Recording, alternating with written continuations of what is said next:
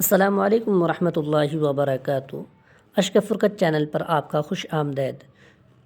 قسط نمبر 4 آپ حضرات کی خدمت میں موجود ہے۔ اگر آپ نے ہمارا چینل کو سبسکرائب نہیں کیا ہے تو ہمارا چینل کو سبسکرائب کر لیں۔ علماء نے تو یہاں تک بھی لکھا ہے کہ اگر کوئی آدمی مال حرام کا صدقہ کرتا ہے اور ثواب کی نیت کرتا ہے تو ایمان کے ضائع ہونے کا ڈر رہتا ہے۔ یہ علماء نے بات لکھی۔ لیکن اب ایک اور مسئلہ اٹک جاتا ہے۔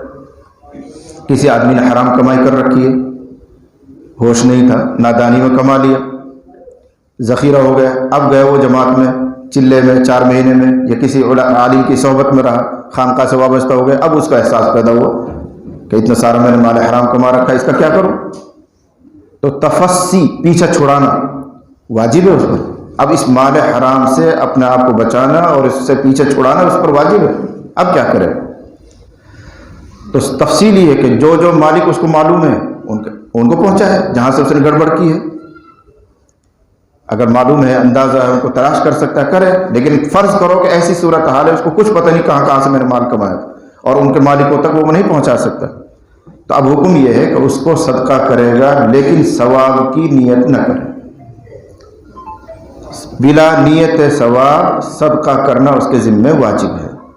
پھر علماء نے پھر لطیفہ لکھا کہ ثواب پھر بھی مل جائے گا، اس لیے کہ اللہ کا حکم پورا کرنے کے لیے صدقہ کر دیا۔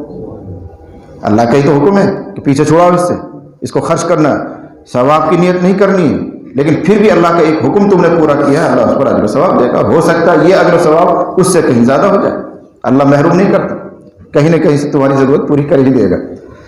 تو بہرحال یہ حدیث میں آیا ہوا ہے کہ من تصدق بعدل تمرۃ، جس بندے نے کھجور کے برابر، چاہے مقدار میں برابر ہو یا قیمت میں برابر ہو، جسم میں برابر ہو، پاکیزہ کمائی میں سے کوئی چیز صدقہ کی، ولا يقبل اللہ الا طیب، اور اللہ تعالیٰ طیب کو ہی قبول کرتا ہے۔ تو اب بدل آ رہا ہے، جس نے کھجور کے برابر کوئی چیز صدقہ کی تو فإن اللہ يتقبلها بیمینہ، تو اللہ اس کو اپنے دائیں ہاتھ سے قبول فرماتا ہے۔ دائیں ہاتھ سے قبول کرتا ہے ایک تعبیر ہے، ایک اصطلاح ہے، یعنی اللہ اس کو شرف قبولیت سے نوازتا ہے۔ یہ مطلب نہیں ہے اس کا بالکل بھی کہ اللہ کا ایک دایاں ہوتا ہے، اللہ کا ایک بایاں ہوتا ہے۔ اللہ کے دونوں ہی دائیں ہیں۔ ہم اور آپ انسانوں میں دیکھتے ہیں کہ دائیں ہاتھ میں تھوڑی قوت زیادہ ہوتی ہے، بائیں ہاتھ میں ضعف ہوتا ہے، ایسا محسوس کرتے ہیں ہم لوگ۔ دائیں ہاتھ کو شرف حاصل ہے بائیں ہاتھ پر، لیکن اللہ کی نسبت سے ایسا سوچنا جائز نہیں۔ اللہ کے دونوں ہاتھ ہی برکت والے ہیں، دونوں ہاتھوں میں ہی برابر کی قوت ہے۔ ایسا کہ ایک دایاں ہے ایک بایاں ہے، بائیں میں کمزوری ہے، یہ اللہ کی طرف نسبت کر کے سوچنا جائز نہیں۔ اس لیے بعض روات نے بعض جگہ روایت نقل کرتے ہوئے یہ لفظ بڑھایا کہ رحمان کے دونوں ہاتھ یمین ہیں، اللہ کے دونوں ہاتھ دائیں ہیں، اسی شبہ کو دور کرنے کے لیے۔ تو یہ نہیں سوچنا چاہیے کہ آج کے حدیث میں ایک لفظ آ گیا، یہ اصل میں متشابہات کے قبیل سے ہے، اور متشابہات کے بارے میں علماء کی رائے یہ ہے کہ ان پر کلام نہ کیا جائے، ان پر ایمان رکھا جائے۔ اب کیسا ہوتا ہے، کیوں ہوتا ہے، یہ سوال جواب نہیں کرنا چاہیے۔ فإن اللہ يتقبلها بیمینہ، تو اللہ اس کو قبول کرتا ہے اپنے دائیں ہاتھ سے، یعنی حسن قبول عطا کرتا ہے۔ پھر کیا ہوتا ہے؟ ثم یربیها لصاحبها، پھر اللہ اس صدقہ کی ہوئی چیز کو، فرض کرو کھجور صدقہ کی تھی، اس کھجور کو پالتا ہے، پرورش کرتا ہے اس کی۔ کما یربی احدکم، جیسے کہ تم میں سے کوئی آدمی پالتا ہے اپنے گھوڑے کے بچے کو، فلوون گھوڑے کے بچے کہتے ہیں۔ تو جس طرح تم میں سے، چونکہ حضور کے زمانے میں صحابہ کرام عام طور سے جانور پالتے تھے، گھوڑا رکھتے تھے، اونٹ رکھتے تھے، اسی مناسبت سے یہ مثال دی جا رہی، جس طرح تم میں سے کوئی آدمی اپنی گھوڑی کے بچے کو پرورش دیتا ہے، پالتا ہے، وقت پر پانی پلائے گا، دانہ ڈالے گا، وہ جوان ہو جائے گا، ایسے ہی اللہ کے نام پر صدقہ کی ہوئی کھجور کو اللہ پالتا ہے، یعنی اس کو بڑھاتا ہے۔ تضعیف مراد ہے، اس کو بڑھاتا ہے، اضافہ کرتا ہے اس میں۔ اور یہاں رک کر سمجھ لینا چاہیے کہ مومن کا ہر عمل بڑھایا جاتا ہے، مومن کا ہر عمل، یہ امت محمدیہ کی خصوصیت ہے اور امت کے لیے نہیں تھا۔ اس کو ایک اور حدیث سے سمجھو، نبی کریم صلی اللہ علیہ وسلم نے ایک موقع پر ارشاد فرمایا، اعمار امتی من 60 الی 70، میری امت کی عمریں 60 سے 70 کے درمیان ہوں گی. وَأَقَلُّهُمْ مَنْ يُجَاوِزُ، ایسے کم لوگ ہوں گے جو 70 سے آگے تجاوز کریں گے، 70 سے آگے بڑھیں گے، 80 90 100 تک پہنچیں گے. علاقے میں 2 4 ہوں گے تو چرچا ہوا کرے گی، فلاں آدمی کی ماشاءاللہ 80 سال عمر ہو گئی ہے، فلاں صاحب 90 سال کو پہنچ گئے ہیں، چرچا ہوا کرے گی. ورنہ عموماً 60 سے 70 کے درمیان لوگ دنیا سے رخصت ہوں گے، یہ حضور نے فرمایا.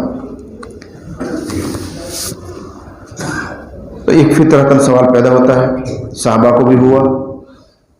صحابہ نے عرض کیا اللہ کے نبی صلی اللہ علیہ وسلم، پہلے جو لوگ گزرے ہیں ان کی عمریں بہت لمبی لمبی ہوئی ہیں، بہت دراز ہوتی تھی، کوئی 500 سال، کوئی 300 سال، کوئی 1000 سال، اتنی لمبی لمبی عمریں ان کی ہوئی ہیں. تو اب فرض کرو کہ پہلی امت کے لوگوں نے 500 سال عبادتیں کی ہیں، اور امت محمدیہ کے لیے آپ فرما رہے ہیں کہ 60 سے 70 سال. تو اس امت کا آدمی جب خوب محنت کرے گا تو 70 سال نیکیاں کر رہا ہے، 70 سال محنت کر رہا ہے، تو 70 سال کی محنت ان 500 سال کی محنت کے مقابلے میں تو کچھ نہیں ہے. تو بظاہر پچھلی امتیں جنت میں آگے بڑھ جائیں گی، امت محمدیہ کا افراد پیچھے رہ جائیں گے. یہ موٹا سا سوال ہے جو آپ کو بھی آ رہا ہوگا، صحابہ کے ذہن میں بھی بات آئی، ذہن میں آئی کہ اللہ نے ڈالی، اس لیے کہ یہ دین کامل دین ہے قیامت تک کے لیے. تو سارے شبہات بھی دور کروائے گئے ہیں. الیوم اکملت لکم دینکم، دین کامل ہوا ہے تو ہر اعتبار سے کامل ہوا ہے. جو قیامت تک کے کسی انسان کے دماغ میں کوئی سوال دینیات کے تعلق سے آ سکتا تھا وہ صحابہ کے دل میں ڈالا گیا تاکہ بات کھلے، سوال کے ذریعے وہ بات پوری ہو جائے. تو صحابہ کے دل میں بھی یہ سوال ہے، اللہ کے نبی پھر ہماری نیکیاں تو بہت محدود رہ جائیں گی، اور پچھلی امت کے لوگوں نے 500 سال 1000 سال محنت کی ہوں گی تو نہ جانے کہاں پہنچیں گے. نبی کریم صلی اللہ علیہ وسلم نے اس کو ایک مثال سے سمجھایا. ایک طویل حدیث ہے، اس کا حاصل سنا رہا ہوں. نبی نے ارشاد فرمایا تمہاری اور پچھلے لوگوں کی مثال اس طرح ہے کہ ایک آدمی، ایک سیٹھ صاحب مالدار آدمی اپنے گھر سے باہر نکلا مزدور کی تلاش میں. آپ کو تجربہ ہے، شہروں میں، آپ شہر کے رہنے والے ہیں، چوراہے پہ مزدور آ کے کھڑے ہو جاتے ہیں، بڑے بھی کھڑا ہو جائے گا، معمار بھی آ جائے گا، فلاں بھی آ جائے گا، اپنے اوزار لے کے کھڑے رہتے ہیں، ضرورت مند وہاں جاتے ہیں، مزدور اٹھا کے لے آتے ہیں. اس طرح مثال دے رہے ہیں حضور کہ ایک مالدار آدمی نکلا مزدور کی تلاش میں، اس نے ایک مزدور کو پکڑا، بلکہ مزدوروں میں جا کر وہ کہہ رہا من یعمل لی، کون ہے جو میرے گھر میں چل کر وہی مزدوری کرے، کام کرے. وقت کیا ہوگا؟ وقت بتایا اس نے فجر کی نماز سے لے کر ظہر تک، اتنی دیر مجھے مزدور چاہیے. اس کا اندازہ یہ تھا کہ اتنے وقت میں کام پورا ہو جائے گا، اس لیے کہہ رہا ہے کہ فجر سے ظہر تک میرے گھر میں کون کام کرے گا. ایک مزدور مل گئے، اس نے پوچھا اجرت کیا ہوگی؟ سیٹھ صاحب نے کہا 1 قیراط. اتنا وقت تمہیں کام کرنا، 6-7 گھنٹے بنیں گے، یہ 1 قیراط تمہیں اجرت ملے گی. مزدور چلا گیا، اس نے کام کیا، وقت پورا ہو گیا لیکن کام ادھورا رہ گیا. مزدور نے کہا میری اجرت دو، مجھے جانا ہے. مزدور چلا گیا. پھر مزدور کی تلاش میں نکلے سیٹھ صاحب، وہی چوراہے کو آیا، پھر ایک آدمی اس کو مل گیا، کہہ رہا بھائی کون ہے جو میرے گھر میں کام کرے ظہر سے عصر. ظہر سے عصر ایک مزدور ملا، اس نے کہا اجرت 1 قیراط. آپ غور کرنا، یہ دوسرا نمبر کا مزدور اس اعتبار سے نفع میں ہے کہ تھوڑا وقت کام کرنا پڑے گا. پہلے نے فجر سے ظہر تک کام کیا ہے، اور یہ دوسرا مزدور ظہر سے عصر کام کرے گا، اور اجرت اس کو برابر مل رہی پہلے والے کو. اس اعتبار سے نفع میں. مزدور کو لایا، گھر میں کام کروایا، اتفاق سے کام باقی رہ گیا، وقت نکل گیا، وقت پورا ہو گیا. اس نے کہا میری اجرت دو، میں جاتا ہوں. اس کو 1 قیراط دے، روانہ کر دیا. اب ڈھونڈ رہا تیسرا آدمی، جا کر پھر اعلان کر رہا ہے وہی جگہ پہ، بھائی کوئی ہے تھوڑا سا کام باقی رہ گیا، عصر سے مغرب، عصر سے کم مغرب کوئی ہے. تو ایک مزدور مل گیا، اس نے کہا ہاں میں کر لوں گا. اجرت کیا ہوگی کہ 2 قیراط. 2 قیراط. آپ غور کریں، یہ تیسرے نمبر کا مزدور 2 طرح سے نفع میں ہے. بہت تھوڑا وقت اس کو کام کرنا ہے، عصر سے مغرب. آج کل تو گھنٹہ سوا گھنٹہ ہی بچتا ہے، تو 1.5 گھنٹہ سوا گھنٹہ اس کو کام کرنا ہے، اور اجرت ڈبل مل رہی ہے. پہلوں کو 1 قیراط ملی ہے اور اس کو 2 قیراط مل رہے ہیں. اس نے کام کیا، 2 قیراط اجرت لے دی. تب حضور نے فرمایا انتم الذین، تم وہ ہو جو مزدوری کر رہے ہو عصر سے مغرب. یہود اور نصارہ پہلے زمانے کے لوگ وہ ہیں جنہوں نے مزدوریاں کی ہیں فجر سے ظہر یا ظہر سے عصر، اور ان کو اجرت ملی ہے 1 قیراط. تم وہ مزدور ہو جو عصر سے مغرب کام کر رہے ہیں، تمہاری عمریں بہت محدود ہیں، بہت مختصر ہیں، لیکن اللہ تعالیٰ نے تمہارے اجر اور ثواب کو بڑھا دیا ہے کہ جس طرح اس مزدور کو تھوڑے وقت میں 2 قیرات ملی ہیں، ایسے ہی تم تھوڑی تھوڑی عمریں پاؤ گے، لیکن اللہ تعالیٰ نے تمہارے اعمال میں اضافہ کیا ہے، تمہارے صلہ بڑھا دیا ہے، اجر و ثواب بڑھا دیا ہے۔ اور بڑھانے کی شکل یہ ہے کہ امت محمدیہ کا کوئی فرد جب بھی کوئی نیکی کرتا ہے تو ادنا درجہ یہ ہے کہ اللہ تعالیٰ اس کی نیکی کا 10 گنا اجر عطا فرماتے ہیں۔ من جاء بالحسنۃ فلہ عشر امثالها، نص قرآن میں موجود ہے۔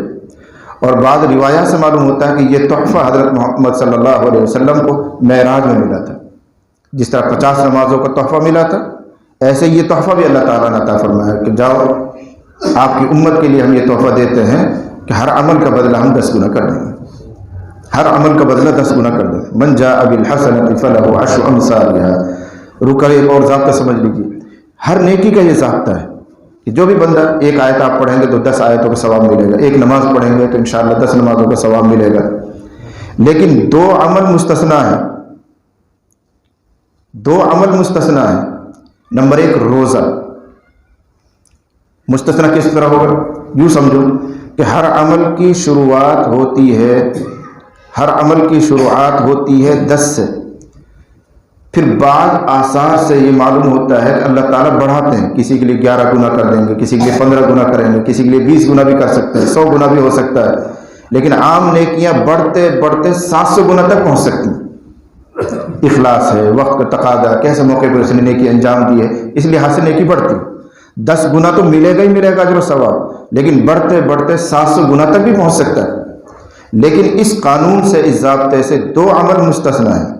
نمبر 1 روزہ، روزے کا ضابطہ یہ ہے کہ اس کی شروعات تو 10 سے ہی ہوتی ہے، لیکن ثواب بڑھتے بڑھتے 700 پہ نہیں رکے گا، اللہ جانے کتنا بڑھے گا، اس کی کوئی انتہا قرآن حدیث میں بیان نہیں کی۔ یہ روزہ کہ ایک روزہ آدمی رکھتا ہے اللہ کو خوش کرنے کے لیے تو اس کا ثواب بڑھتے بڑھتے نہ جانے کہاں پہنچے گا، انتہا کہیں بیان نہیں کی گئی۔ اس لیے حدیث میں آتا ہے الصوم لی وانا اجزی بی، فضائل اعمال میں بھی یہ روایت آپ نے سنی ہوگی روزوں میں، الصوم لی، روزہ میرے لیے ہے، میں خود ہی اس کا بدلہ دوں گا، فرشتوں کو بھی معلوم نہیں۔ رجسٹر جو تیار ہو رہا ہے، ریکارڈ جو تیار ہو رہا ہے، بعض علماء نے شرح کرتے ہوئے یہ لکھا ہے کہ یہ جو فرشتے ہیں جو ہمارے اعمال کو محفوظ کر رہے ہیں، وہ ریکارڈ تیار کر رہے ہیں، رجسٹر تیار کر رہے ہیں، تو وہ ناقص تیار نہیں کر رہے، کامل تیار کر رہے ہیں۔ کامل تیار کرنے کا مطلب یہ ہے وہ لکھتے ہیں کہ بندے نے فلاں عمل کیا، اس عمل میں اخلاص اتنا تھا، ضابطے کے مطابق اس کا اجر و ثواب اتنا بنا، اللہ اپنے فضل سے جو چاہیں دیں گے، لیکن ضابطے کے مطابق اتنا بنا، یہ ہے وہ کامل رجسٹر۔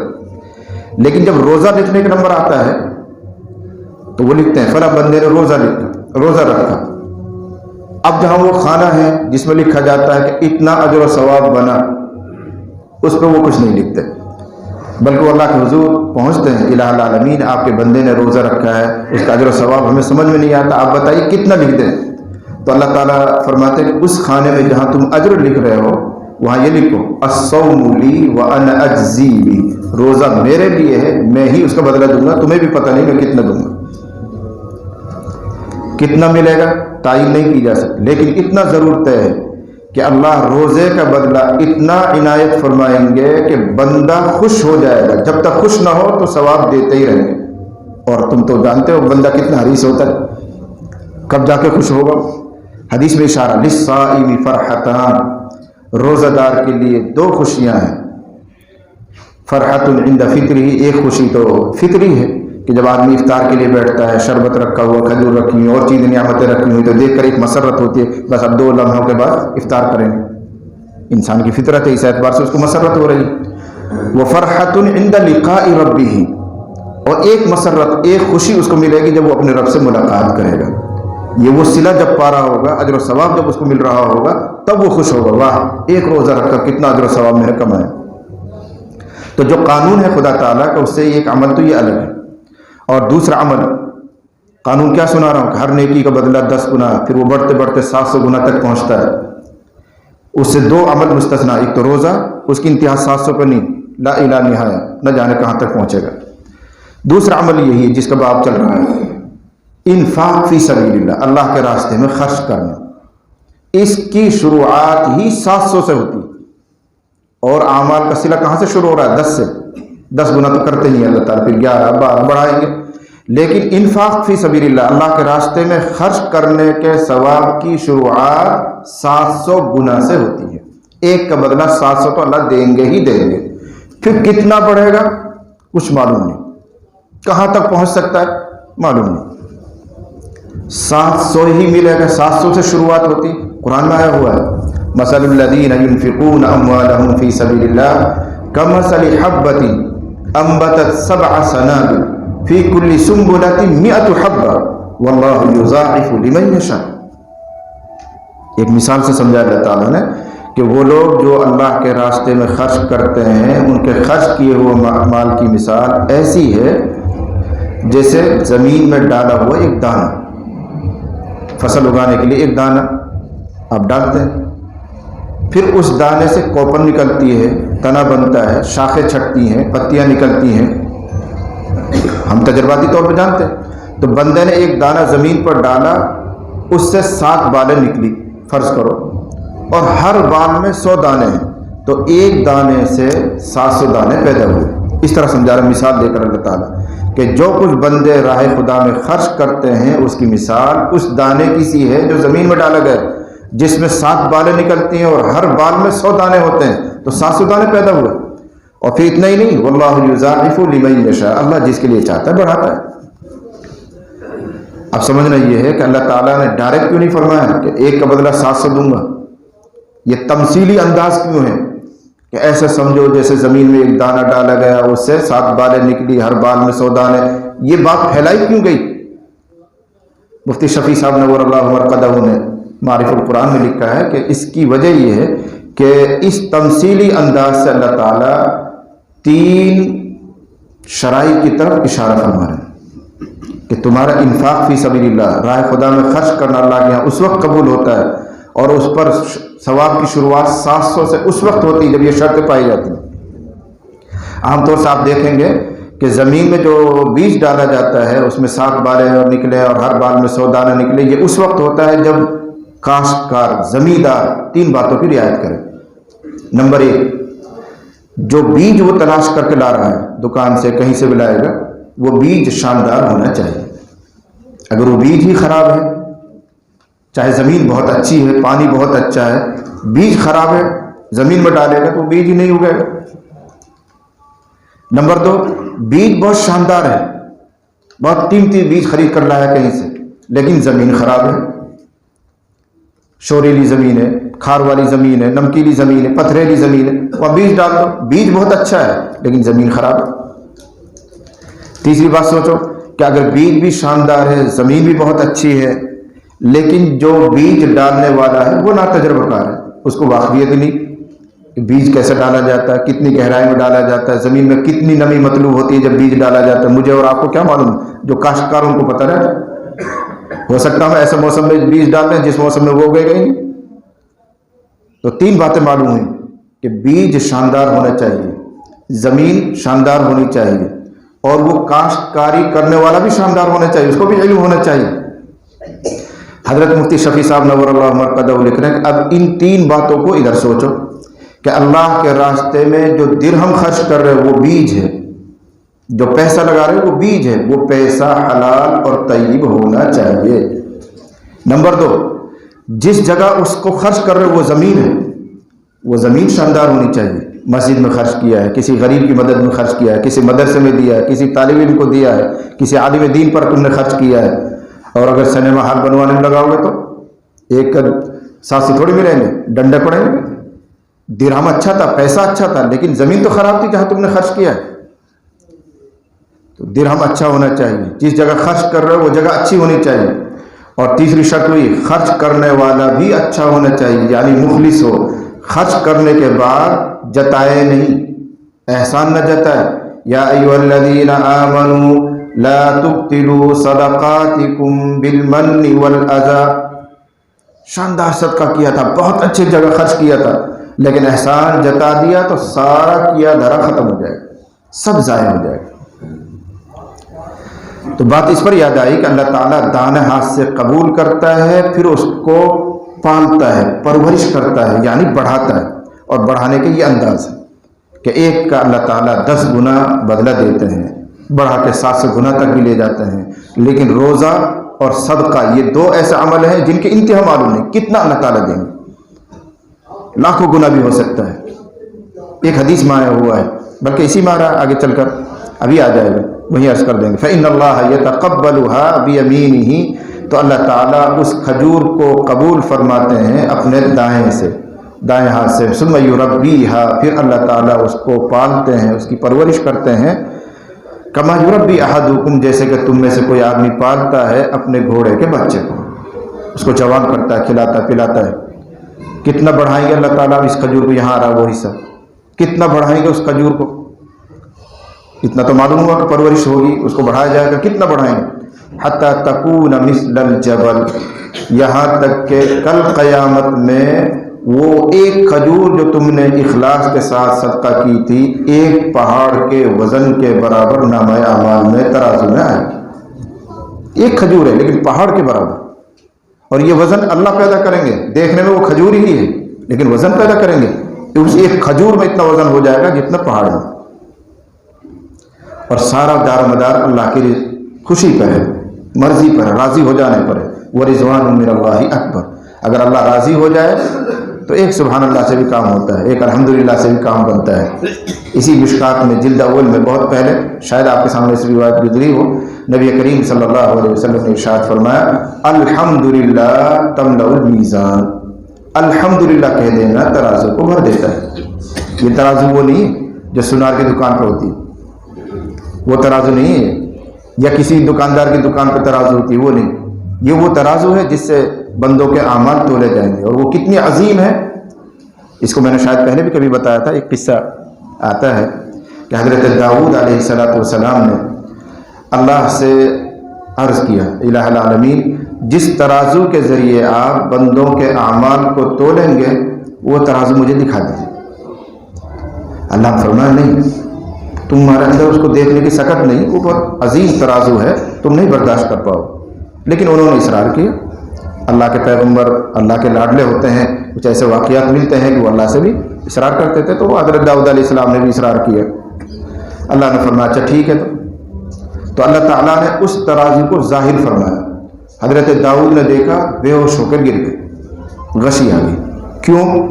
اس ترازو کا ایک ہی پلڑا، 2 پلڑے ہوتے ہیں ترازو، اس کا ایک ہی پلڑا اتنا عظیم اور اتنا بڑا تھا کہ 7 آسمان 7 زمین، ان کے اندر کی چیزوں کے سمیت، سمندر بھی آئیں گے، چاند بھی آئیں گے، سورج بھی ہے، ستارے بھی ہیں، سب چیز اس میں، 7 زمین 7 آسمان اور ان کے درمیانی چیزوں کے سمیت اگر ان کو رکھا جائے پلڑے میں، تو اس پلڑے کے بیچ میں ایسا نظر آئیں گے یہ سب کچھ جیسے زمین پر دھرتی کے بیچ میں بکری کا ایک بچہ.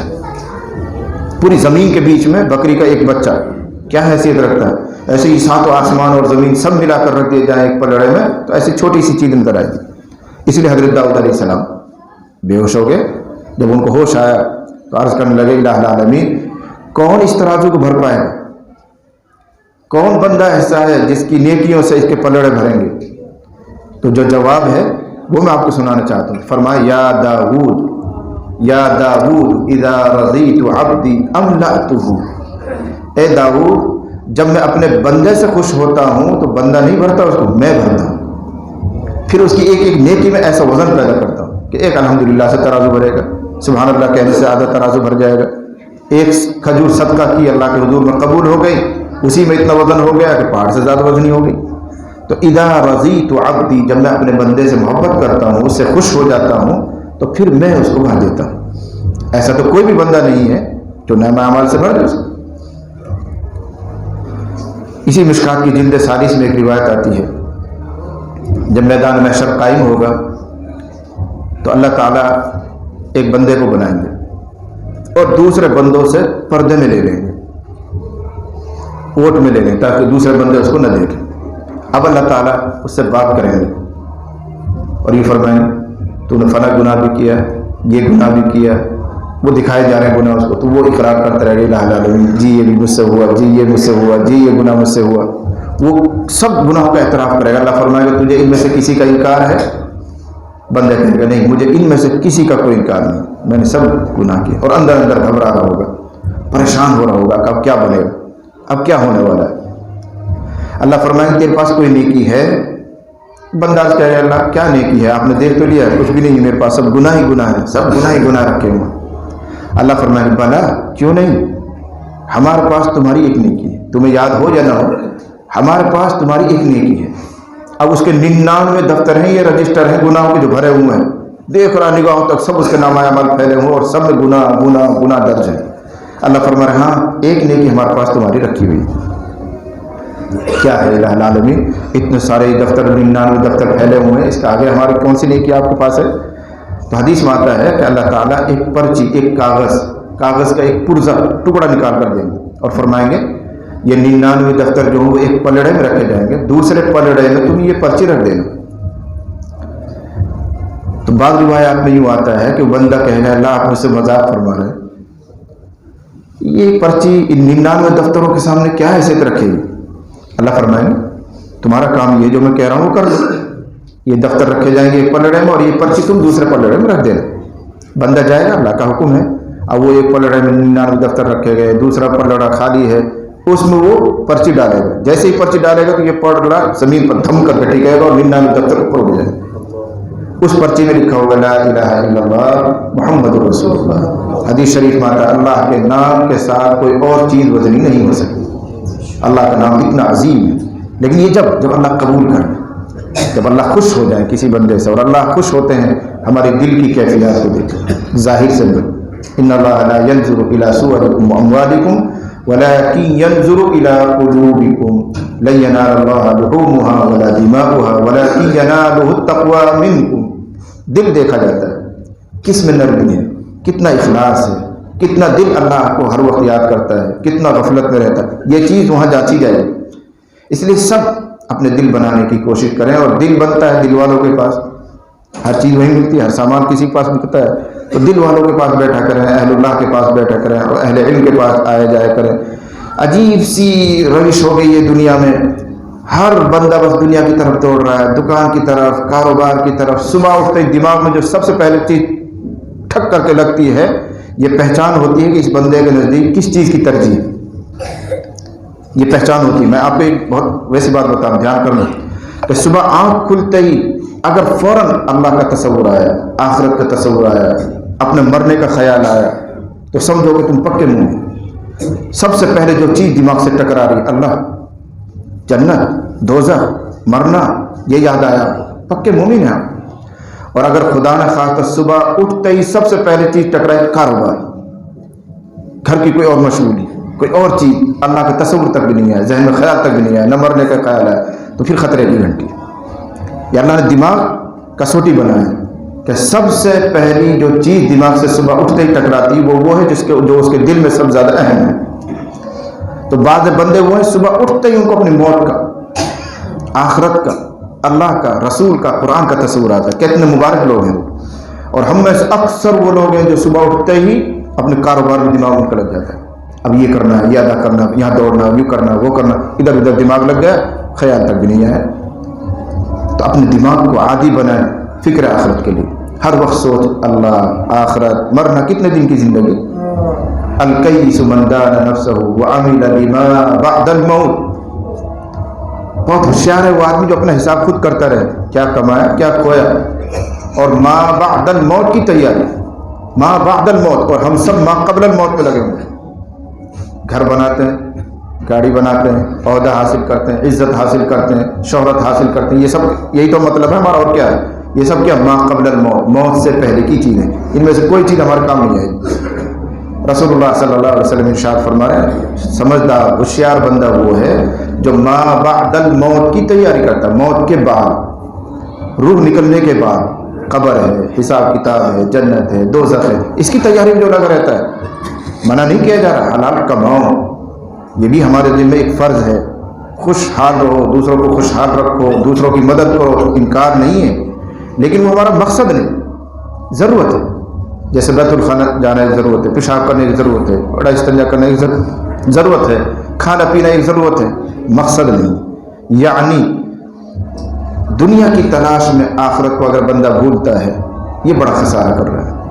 बड़ा नुकसान कर रहा है। नबी अलैहिस्सलाम की हदीस आएगी इंशाअल्लाह इसी मिशकात की जिल्द सालिस में। नबी ने इरशाद फरमाया कि दुनिया का तालिब अपनी आखिरत का नुकसान ज़रूर करता है और आखिरत का तालिब अपनी दुनिया का नुकसान करता है। अब तुम्हारे ऊपर है, तुम किसको तरजीह दे रहे हो। जो बिल्कुल पाक साफ जिंदगी गुजारना चाहता है तो महदूद आमदनी होगी, पक्की बात है, और जो नंबर 2 की कमाएगा खूब ठाट से रहेगा, लेकिन आखिरत का नुकसान कर रहा है।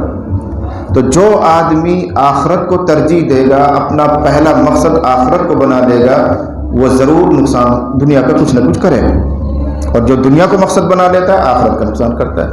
तो कामयाब लोग वो हैं जो तालिबे आखिरत बन कर रहे हैं, ना कि तालिबे दुनिया। जो तालिब आखिरत बन जाता है तो अल्लाह ताला उनकी थोड़ी सी कमाई में, यानी आखिरत की कमाई, आखिरत की खेती में बरकत देता है। मन कान युरीदु हर्सल आखिरती नज़िद लहू फी हर्सी, थोड़ा भी अमल करेगा अल्लाह बढ़ा देगा, जैसा भी आया था 1 का 10 गुना सवाब मिलेगा।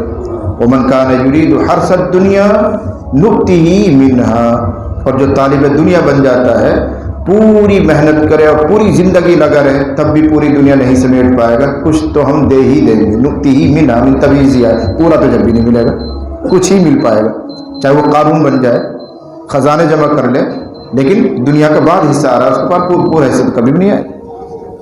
इसलिए अपने आप को तालिब आखिरत बना कर रखें। इस मजलिस का मकसद ही है, ये कोई रस्म नहीं है कि आए हदीस का तर्जुमा सुना और चले गए। इसका मकसद ही ये है कि जो गफलत हमारे ऊपर आती रहती है, जो भूल दिमाग पर आती रहती है, उसको दूर किया जाए, फिर इरादा किया जाए, हौसला किया जाए कि नहीं इंशाअल्लाह हम दीनदार बनकर रहेंगे। कोशिश करते हैं 28-29 दिन, फिर अगले महीने फिर एक मजलिस होती है, फिर थोड़ी सी एक ज़रब लग जाती है, फिर आगे थोड़ा सा आगे चलता है। उठना गिरना तो ज़िंदगी भर है, जो गिर गया और गिरा ही रहे, ये कौन सी समझदारी है। ये तो होता है कि आदमी सुस्त भी पड़ जाता है, काहिल भी हो जाता है, लेकिन ये काहिल बनकर पड़ा ही रहे, उठने का नाम ही ना ले, ये नादानी है। जो गिरे फिर उठे, फिर संभले, फिर गिरे, फिर संभल कर चल रहा है, मंजिल को पहुंच ही जाता है। अल्लाह हमारी कमजोरियों से भी वाकिफ़ है, हमारी आदत से भी वाकिफ़ है, और किस दौर से हम लोग गुजर रहे हैं ये भी अल्लाह को मालूम है। तभी तो हदीस में आता है एक दौर आएगा, उस दौर के लोग अगर नेकी करेंगे तो सहाबा को दून फरमाया तुम में से 50 आदमियों के बराबर अजर सवाब अकेले को मिलेगा। दौर का फ़र्क है। अब मासियत का दौर है, बेहयाई का दौर है, फजूलियात भरी हुई है ज़िंदगी में। इस माहौल में रहकर कोई अल्लाह के घर की तरफ आता है तो अल्लाह को ज़्यादा प्यार आता है कि दुनिया अपनी तरफ खींच रही है, ज़ेबाइश रौनक अपनी तरफ आदमी को खींचना चाहती है, लेकिन ये बंदा है कि फिर भी उनको तोड़कर तलाक देकर मस्जिद में आ रहा है, अल्लाह अल्लाह कर रहा है, जिक्र करता है, अल्लाह को कदर होती है। वक्त का भी फ़र्क पड़ता है। तो इन मजालिस का मकसद सिर्फ ये नहीं कि आओ बैठो सुनो और चले जाओ, मकसद दिल को ज़िंदा करना, बेदार करना। तो ये पहली हदीस पूरी हुई। एक और हदीस है, उसका तर्जुमा कर लेते हैं, फिर इंशाअल्लाह मजलिस पूरी हो जाएगी।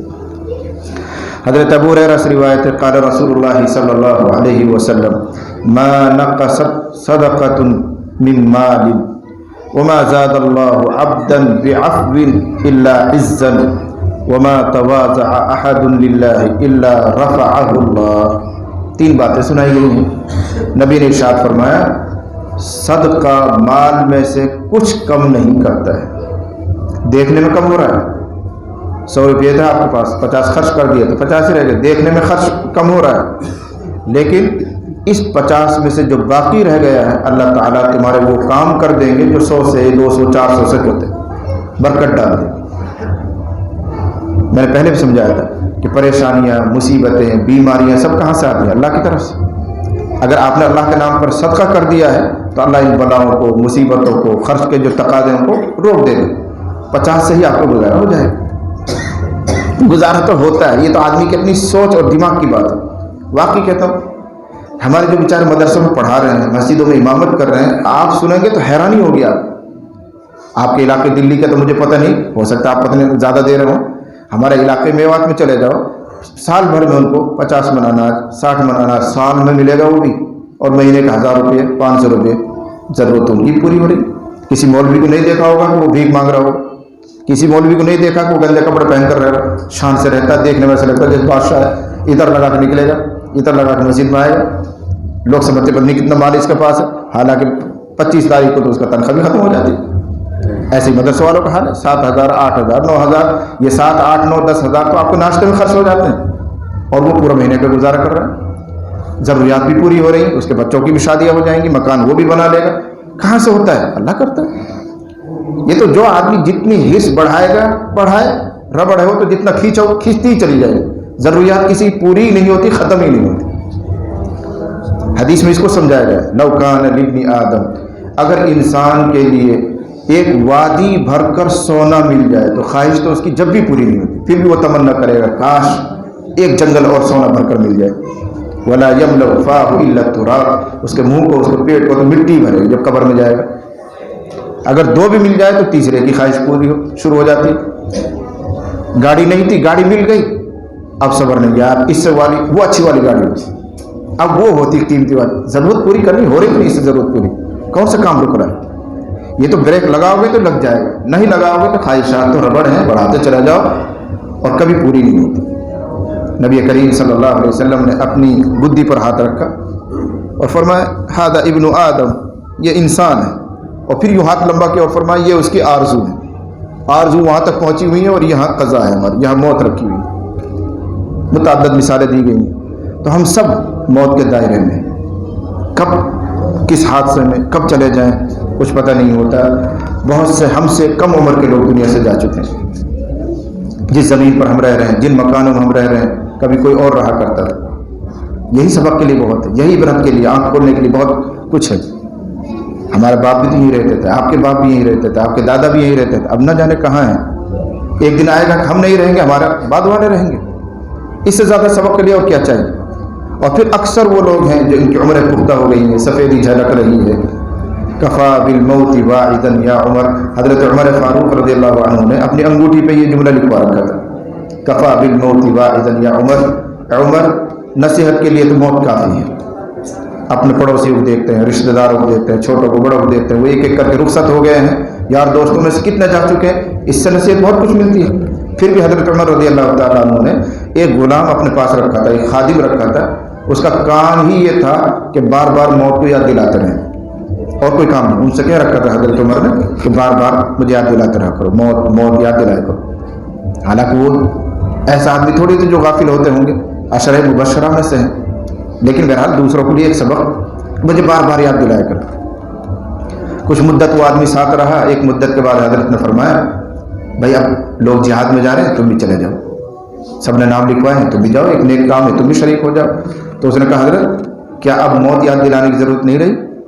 آپ نے تو مجھے ایک ڈیوٹی دے رکھی ہے، تو کیا آپ کو موت یاد دلانے کی اب ضرورت نہیں ہے؟ تو اپنی داڑھی پر ہاتھ پھیر کر فرمایا اب یہ کافی ہے، سفید ہو گئی نا، سفیدی جھلکنے لگی، اب موت دلانے کے لیے یہ کافی ہے۔ تو وہی ہم سب کے لیے، لیکن آپ کو تو یاد جب دلائی تو وہ داڑھی باقی ہوگی، آپ کے چہرے میں جب داڑھی باقی ہوگی جبھی تو وہ یاد دلائے گی۔ آپ نے تو صاف کر کے جوانوں کی سی شکل بنا رکھی۔ میں نے ابھی 2-3 دن پہلے ایک ملفوظ پڑھا ایک بزرگ کا، اس وقت سے میری روح کانپ گئی۔ لکھا ہے کہ اگر کوئی آدمی داڑھی پر اس طرح پھیر کر آئینے میں اپنا چہرہ دیکھتا ہے اور پھر یوں خیال کرتا ہے ماشاءاللہ میرا چہرہ بڑا خوبصورت ہے، میں داڑھی والوں سے خوبصورت ہوں، تو ایمان نکل گیا، ایمان چلا گیا اس کا۔ جس چیز کو نبی خوبصورت بتائیں اس کو کاٹ کر ذبح کر کے پھر یوں سوچ رہے ہو میری صورت اچھی ہے، تو گویا نبی کے حدیث کا انکار کر۔ بات کہاں جا کے پڑتی کہ آئینے میں داڑھی کاٹ کر اپنے چہرے کو یوں دیکھ کر یوں سوچے میں حسین ہوں، میں خوبصورت ہوں اور لوگوں سے اچھا ہوں، تو پھر ایمان کا خطرہ ہے۔ گناہ کا اعتراف کرے میں نے بڑا قصور کیا ہے، میری شکل ایسی نہیں جو اللہ کو دکھا سکوں، تو ایک بات ہے۔ اپنا آپ کو حسین سمجھ رہا ہے، داڑھی کاٹ کر سنت رسول کا مذاق اڑا رہا ہے، ایمان کا خطرہ ہے۔ یہ میں نے ملفوظ پڑھا تو مجھے بہت حیرانی ہوئی۔ بات دیکھنے میں چھوٹی چھوٹی سی ہوتی ہے، لیکن بہرحال کسی کو سبق ملے تو حدیث میں آ رہا ہے کہ نبی نے ارشاد فرمایا ما نقصت صدقۃ من مال، بریکٹ میں مفعول بھی بڑھا لیجیے، شیئا، صدقہ مال میں سے کچھ کم نہیں کرتا ہے۔ دیکھنے میں کم ہو رہا ہوگا لیکن بچے ہوئے مال سے اللہ تمہاری بہت سی ضروریات پوری کر دے۔ اگر صدقہ نہ کرتا ہے تو شاید وہ ضروریات پوری نہ ہوتی، کوئی مصیبت، کوئی آفت، کوئی قرضہ، کوئی بیماری ایسی لگ جاتی کہ وہ مال بھی کم پڑ جاتا آپ کا۔ دوسری چیز ارشاد فرمائی وما زاد اللہ عبدا بعفو الا عزا، یہ بھی जिगर वालों की बात है कि अल्लाह किसी बंदे को माफ़ करने से, यानी मेरे ऊपर किसी ने जुल्म किया है, ज़्यादती की है, किसी ने मुझे गाली बकी है, किसी ने मेरी तौहीन की, फिर भी अल्लाह का बंदा समझकर, छोटा समझकर, कुछ भी समझकर उसको दरगुजर कर दे कोई, तो इस तरह माफ़ कर देने से अल्लाह उस बंदे की इज्जत ही बढ़ाते हैं, माफ़ करने वाले की। लेकिन माफ़ी दुनिया में नज़र नहीं आती कि हर एक आदमी अपना हक पूरा पूरा वसूल करना चाहता है। हर आदमी दरगुजर करना जानते ही नहीं, माफ़ करना जानते ही नहीं। अपने हुकूक छोड़ो तो अल्लाह भी अपने हुकूक का तुमसे पूरा मुतालबा नहीं करे। याद रख लेना, ज़ाब्ते की बात कह रहा हूँ कि तुम अल्लाह के बंदों के साथ जैसा मामला करोगे, खुदा ताला पलट कर तुम्हारे साथ वही मामला करने वाला है। ये तयशुदा बात। मन सतर अन अखी सतरहुल्लाहु यौमल क़ियामह, जो अल्लाह के बंदों पर पर्दा पोशी करता है, ऐब को छुपाता है, अल्लाह तुम्हारा ऐब छुपा देगा। इरहमु मन फिल अर्द यरहमुकुम मन फिस समा, तुम रहम करो, आसमान वाला तुम पर रहम करेगा। तुम दरगुजर करो, अल्लाह तुमको दरगुजर कर देगा। सैकड़ों रिवायतें ऐसी हैं कि जैसा मामला करोगे बंदों के साथ, अल्लाह तुम्हारे साथ वैसा मामला करने वाला है। अगर सख्त गिरी करते हो, दरगुजर करना तुम्हारा मिजाज नहीं है, पाई पाई का हिसाब लेते हो, तो पाई पाई का हिसाब देने के लिए तैयार है ना। फिर मैंने एक किस्सा भी आपको सुनाया था पहले, और बहुत आला दर्जे की रिवायत में आया हुआ है। नबी करीम सल्लल्लाहु अलैहि वसल्लम ने बनी इसराइल के एक आदमी का किस्सा सुनाया। बड़ा पापी था, सब जराइम उसने किए हैं, कोई गुनाह ऐसा नहीं जो न किया हो। अलबत्ता एक आदत थी उसकी कि उसने अपने मजदूरों से, गुलामों से, दुकान में कारोबार में काम करने वाले से कह रखा था, अगर कोई खोटा सिक्का लेकर आए और तुम्हें पता भी चल जाए कि खोटा सिक्का है, तो उसको वापस मत भेजना, खोटा सिक्का लेकर भी सामान दे देना। हो सकता है बेचारा गरीब हो सकता है उसके पास दूसरा हो गई, तो वो कहाँ जाएगा। उसकी अच्छी आदत थी, कह रखा था। तो उसके मजदूर जो थे वो ये काम करते रहते थे, बेचते थे, सामान लेते थे, देते थे। कोई खोटा सिक्का लेकर भी आ जाए और उनको पता भी चले तो वापस नहीं करते थे, सामान दे देकर। उस आदमी का इंतकाल हो गया, अल्लाह के हुजूर पहुंच गया, हिसाब किताब हुआ तो जाहिर बात है कुछ है ही नहीं जखीरा में। अल्लाह ने फरमाया तुम्हारे पास तो कुछ भी नहीं, तुम्हारा तो अंजाम बिल्कुल जाहिर है। बंदे ने भी इकरार किया, इलाहुल आलमीन बिल्कुल सही है, लेकिन अल्लाह मेरी एक आदत थी कि मैं खोटा सिक्का लेकर भी लोगों को सामान देता था, कभी रद्द नहीं करता था। अल्लाह ताला फरिश्तों से फरमाएंगे, बावजूद एक जानते हैं वही नामामाल देखो कि इसमें ये बात लिखी हुई है, फरिश्ते कहेंगे हाँ, तो अल्लाह ताला फरमाएंगे कि मैं तेरे खोटे अमाल को कबूल करके तुझे जन्नत देता हूँ। क्या तू मुझसे आगे बढ़ना चाहता है? यह हदीस में, क्या तू मुझसे आगे बढ़ना चाहता है कि तू तो खोटा सिक्का लेकर लोगों को सामान दे और मैं तेरे खोटे अमाल कबूल करके अपना सामान न दूँ? क्या तू मुझसे आगे बढ़ना चाहता है? अल्लाह अकबर है, हर चीज़ में अकबर है। तो ये गवारा नहीं है कि कोई आदमी किसी सिफत में अल्लाह से आगे बढ़े। ये खोटा सिक्का लेकर देने वाला था, अगर अल्लाह इसको दरगुजर न करे तो इसका मतलब क्या, इस सिफत में वो अल्लाह से आगे बढ़ रहा है। इसलिए अल्लाह फरमा रहा है, क्या तू मुझसे आगे बढ़ना चाहता है? तो खोटा सिक्का लेकर सामान दिया करता था, मैं तेरे खोटे अमाल को कबूल करके तुझे जन्नत देता हूँ। यही वो लोग हैं जिनके बारे में कुरान ने कहा, ऐसे ही वो लोग हैं युबद्दिलुल्लाहु सय्यातिहिम हसनात। ऐसे भी तो खुशकिस्मत लोग हैं जिनकी सय्यात को अल्लाह ताला हसनात से बदल देंगे। बदल गए कि नहीं हसनात से? बुराई बुराई है, लेकिन उनको हसनात बनाकर अल्लाह कबूल फरमा रहे हैं और जन्नत उसको दे रहे हैं। तो अल्लाह ताला से अगर माफ़ी चाहते हो तो बंदों को माफ़ करो, छोटों को माफ़ करो, बड़ों को माफ़, अपने मजदूरों को माफ़ करो, नौकरों को माफ़ करो, नुकसान हो बर्दाश्त करो, कोई ऐसी चीज़ नहीं है, दरगुजर करना चाहिए। हज़रत अनस रज़ियल्लाहु अन्हु फरमाते हैं कि 10 साल मैंने नबी की खिदमत की है, लेकिन इस 10 साल के अरसे में कभी ऐसा नहीं हुआ कि हुजूर ने नाराज़ होकर मुझसे ये फरमाया क्यों। लिमा का कोई सवाल नहीं। बहुत सी मरतबा ऐसा हुआ कोई काम मैंने नहीं किया, कोई काम बिगड़ भी गया, लेकिन डांट डपट मार पीट कभी कुछ नहीं, कभी लिमा का सवाल नहीं। फिर आगे फरमाते हैं हज़रत अनस, कभी घर में ऐसा होता था कि मैं बर्तन इधर से उधर ले जा रहा होता था, हाथ से वो बर्तन गिरा और टूटा, तो नबी की बीवियाँ अज़वाज मुतहरात में से कोई नाराज़ भी होती थी तो हुजूर मना फरमाते थे। बर्तन की उम्र थी, पूरी हो गई, नाराज़ होने की क्या ज़रूरत है। बर्तन की एक उम्र थी, पूरी हो गई, नाराज़ होने की क्या ज़रूरत है। तो खुद भी नाराज़ नहीं होते थे, नाराज़ होने नहीं देते थे। नरमी नरमी नरमी, बस यही चीज़ अगर आखिरत में नरमी चाहते हो नरमी बरतो।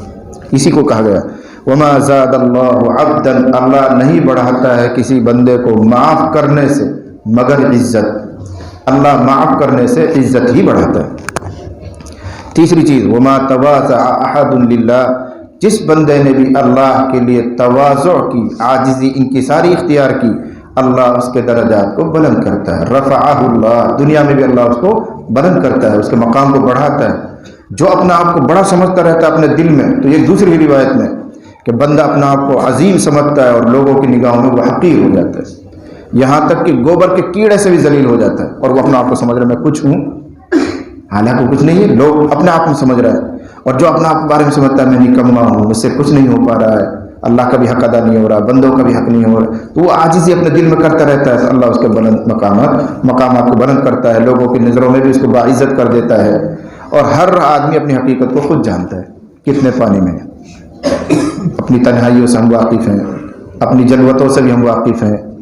اگر ترازو لے کر تولنا چاہیں تو واقعتاً 50 سالہ زندگی ہماری گزر گئی ہے، اس میں کوئی ایک عمل بھی تو ایسا نہیں ہے جس کو ہم اللہ کے رضا کا سبب مان سکتے ہیں، بھئی اللہ اس سے راضی ہو جائے، کچھ نہ کچھ عیب اس میں نکل آئے، اللہ ایک اللہ ہی درگزر کرے، اللہ ہی معاف فرمائے، ظاہر کو ہی اللہ قبول فرمائے۔ اس لیے اپنے دل کی اصلاح بھی کرنی چاہیے اور اپنا